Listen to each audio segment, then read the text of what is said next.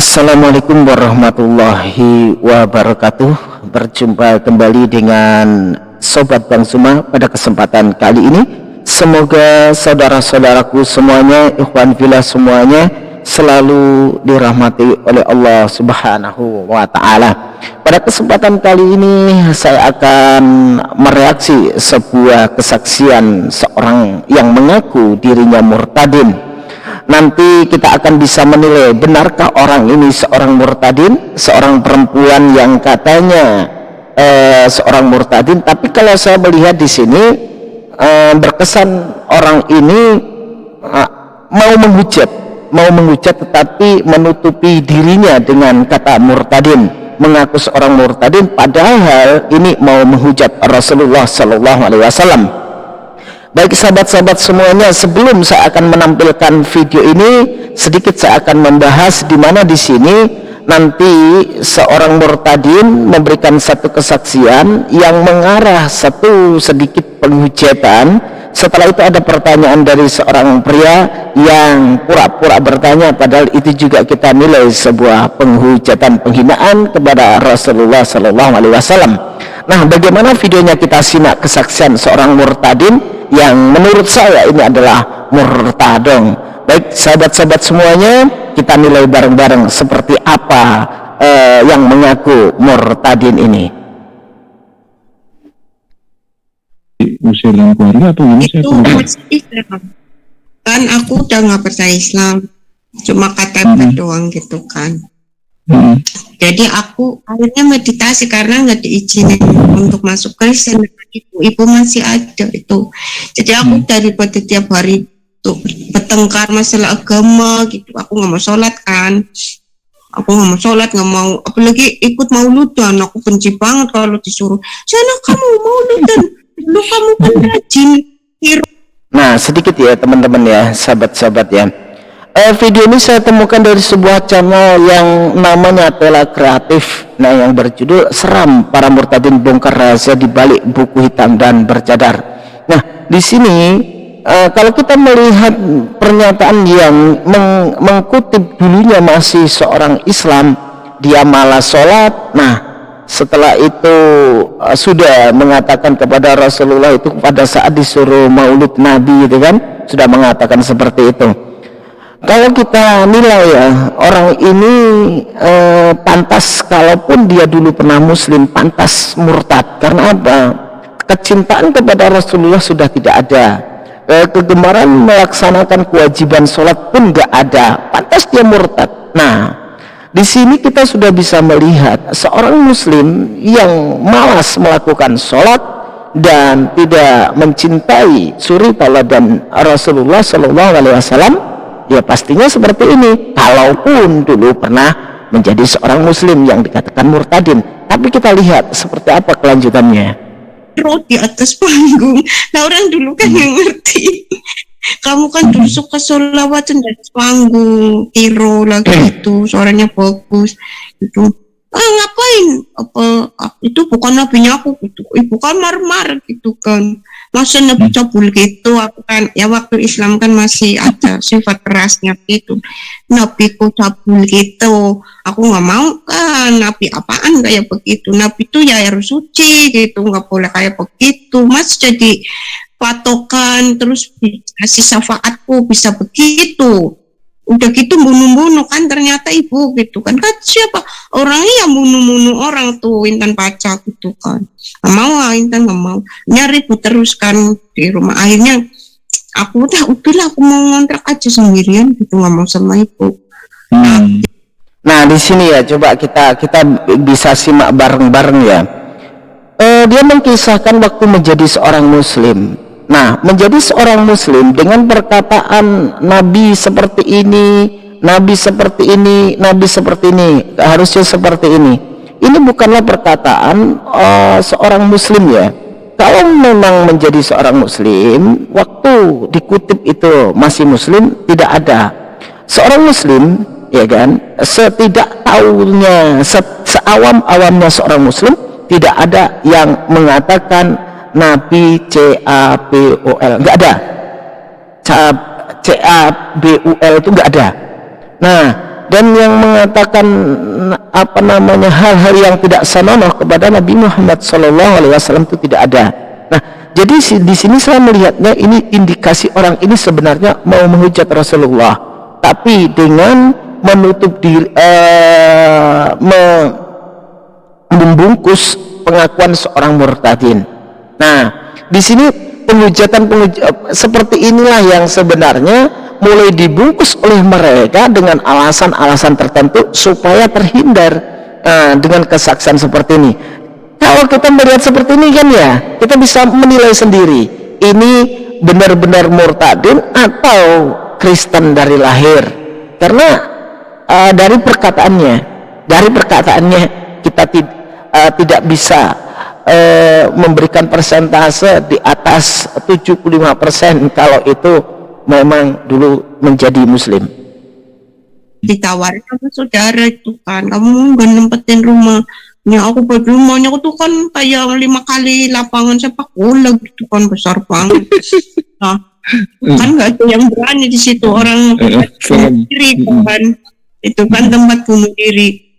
Nah, aku nempetin tempat yang habis buat bunuh diri lah gitu di situ sendiri. Nah, ini kita lanjutkan ya.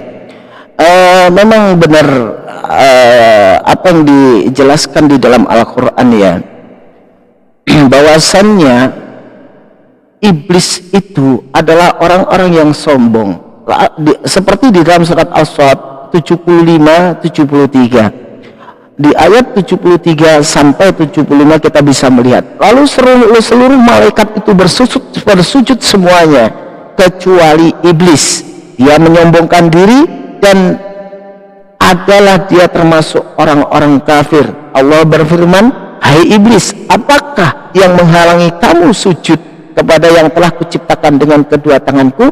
Apakah kamu menyombongkan diri ataukah kamu merasa termasuk orang-orang yang lebih tinggi? Jadi orang-orang yang memang tidak mau bersujud, malah sholat, ya kan, malah sholat dan menghinakan menjadi apa yang diutus oleh Allah, ini termasuk orang termasuk golongan iblis, termasuk orang-orang yang kafir kepada Allah. Nah, ini tidak taat, tidak patuh kepada perintah-perintah Allah. Ini kalau memang dulunya seorang muslim ya. Nah, ini bukti nyata bahwasanya Al-Quran sudah menjelaskan siapa sebenarnya orang-orang yang pantas menjadi seorang muslim. Nah, disuruh sujud pun nggak mau iblis itu. Nah, disuruh sujud nggak mau karena merasa dirinya lebih tinggi. Seperti di dalam surat salah satu surat di dalam Al-Quran, Al-Kahf ayat 50. Nah, ini jelas sekali. Jadi di dalam Al-Quran ayat 50 di dalam surat Al-Kahf ini, sujudlah kamu kepada Adam, maka sujudlah mereka kecuali iblis. Nah, jadi contoh-contoh seperti ini menunjukkan bahwasanya Al-Quran sudah menjelaskan orang-orang yang tidak mau bersujud kepada Allah itu orang-orang yang kafir. Muslim pun dia orang-orang yang tidak taat, jadi termasuk golongan kafir. Nah, ini coba kita lihat lagi, ini potongan saja ya, kita ambil kesaksiannya. Nah, sekarang kita lihat di menit ke-8 satu pertanyaan dari seorang laki-laki Kristen bertanya, bagaimana dia menarasikan satu pertanyaan. Kita nilai ini sebuah penghujatan atau sebuah pertanyaan murni pertanyaan. Sebentar. Jadi teman-teman ya, kita harus lebih berhati-hati ya dengan kesaksian-kesaksian murtadin seperti ini. Jangan mudah kita percaya. Aku sempat curiga nih, maaf nih kalau bahas sebelah ya, maaf. Iya. Kalau katanya Baginda ini dapat wahyu itu di gua, sementara gua itu kan identik ya dengan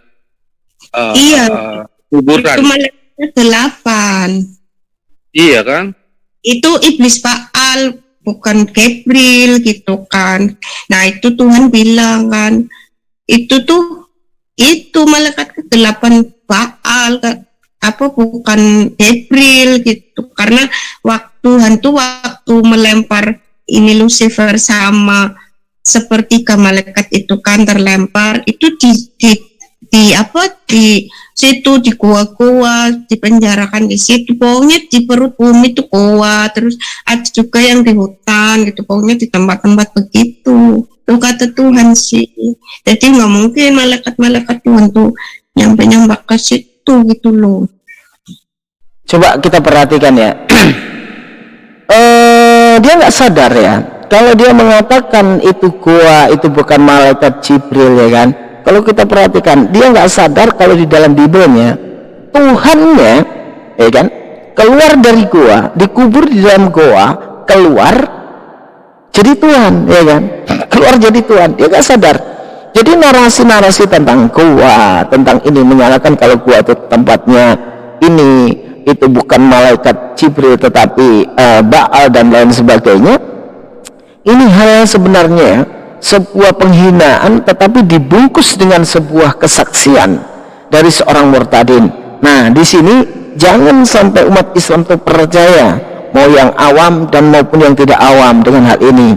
Nah, kita bisa menilai seorang perempuan, suara perempuan ini murtadin atau bukan. Dan dalam satu pengakuan katanya kan dia tidak menyesal meninggalkan Islam. Nah, kita pun sebagai seorang muslim ya, kalau melihat ini pengakuan dari seorang murtadong ini, ya ngapain kita juga kecewa ya dengan orang seperti ini. Sudah pantas kalau orang ini murtad, ya pantas saja. Dari pengakuannya dia malah sholat, ya kan, disuruh maulidan nggak mau, ya kan, terus mengatakan Nabi Muhammad seperti ini, Nabi seperti ini dan seperti ini. Jadi tanda-tanda, ya kan, sudah ada bahwasanya orang ini tidak memuliakan suri tauladan Nabi Muhammad SAW. Setelah itu sudah banyak hal yang memang terindikasi orang ini tidak taat dan patuh kepada Allah Subhanahu wa Ta'ala. Jadi seperti itu ya teman-teman ya.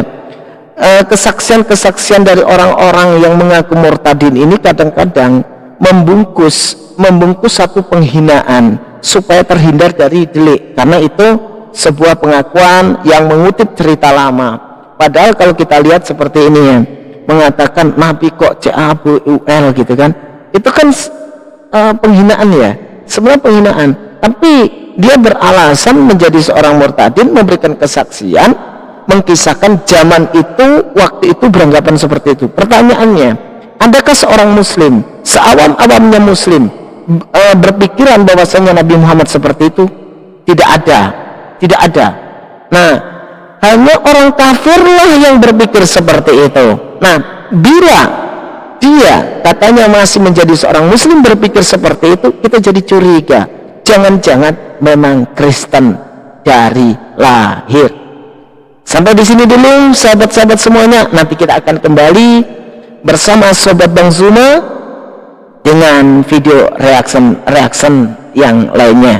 Semoga saudaraku semuanya selalu dalam lindungan Allah Subhanahu wa Ta'ala. Mari kita tetap bersama-sama dalam satu barisan, berdakwah, menyampaikan kebenaran, bantah sebuah fitnah. Apa yang kita bisa lakukanlah, sampaikan walaupun satu ayat. Jangan kita kendor untuk menyampaikan kebenaran Islam. Jangan pesimis walaupun kita hanya punya setitik ilmu. Kalau ada kesalahan saudara muslim, silakan koreksi. Insya Allah koreksi Anda akan kita jadikan perbaikan yang lebih baik ke depannya. Introspeksi diri lebih penting. Pesan saya tetap semangat. Salam satu Tuhan. Wassalamualaikum warahmatullahi wabarakatuh.